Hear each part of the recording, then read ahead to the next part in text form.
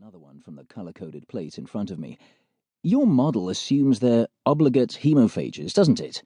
And that they're endothermic, or at least have an energy budget not entirely unlike every other vertebrate known to science.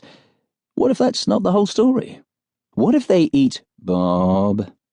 She stopped short of rolling her eyes, but I could see she was bored, and growing more annoyed by the minute.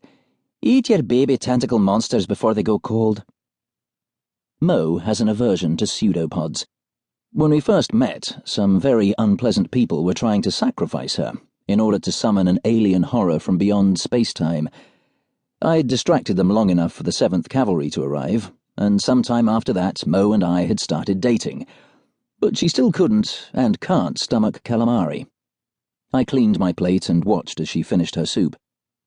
"I'm done here," she announced, picking up her violin case without asking whether I was still hungry. "I'm going home." Which is why I didn't get a chance to apologize for dragging Pete into the business in Colorado Springs, or to explain my hypothesis about what vampirism really was and what I was doing about it, or to save our marriage. The name's Howard, Bob Howard. I'm a computer science graduate and IT person, and I work for the British government in London, as does my wife Mo, Dominique O'Brien, who is a few years older than I am, but still, in my opinion, a gorgeous redhead. That's the mundane version, cleared for public consumption. It is also deeply misleading, but it's the version I'm allowed to give to friends and family without being required to kill them, so we'll call that a net win.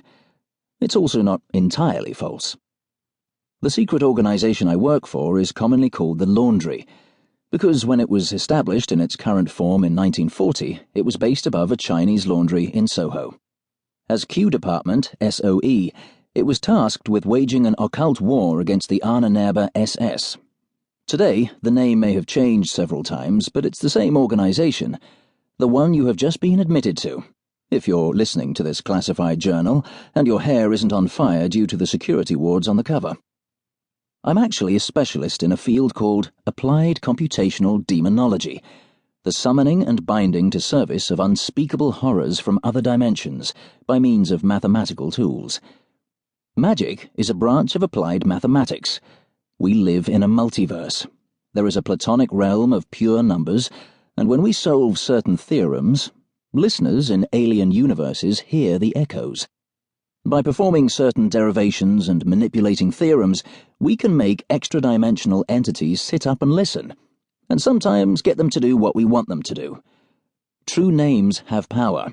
You should assume that any names or locations I give you may have been changed in the interest of security.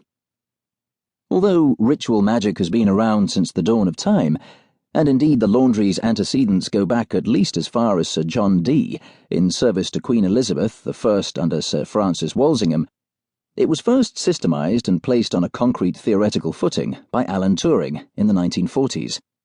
There are dark rumours that his suicide might have been a deeply misguided attempt to shut down a perceived security risk. If so, it was the organisation's biggest mistake ever. Later on, they took to recruiting anyone who rediscovered the truth by accident, which led, via the mushrooming popularity of computing during the 1980s and 1990s, to an increasingly unwieldy and overstaffed org chart, full of disgruntled CS postgrad researchers and mathematicians. I ended up in this line of work because, once upon a time, my perfectly innocent master's thesis nearly summoned up an undead alien god in Wolverhampton. We will step swiftly past the suggestion that this could only have resulted in urban regeneration. Luckily, the Laundry caught me in time and made me a job offer I wasn't allowed to refuse. Take a nice civil service job in an obscure department where we can keep an eye on you, or be found crunchy and good with ketchup by a nightmarish monster from beyond space-time. That was about 11 years ago. Unfortunately, after a while I got bored with my tedious make-work job and made the cardinal mistake of volunteering for active operational duty. As a result of that error of judgment, I've had more encounters with nightmarish monsters from beyond space-time than I care to think about, not to mention their deranged cultist worshippers. This doubtless sounds very exciting to you, but the committee meetings and form-filling that go with the job are a bit of a downer, and that's saying nothing about the hoops you have to jump through to satisfy the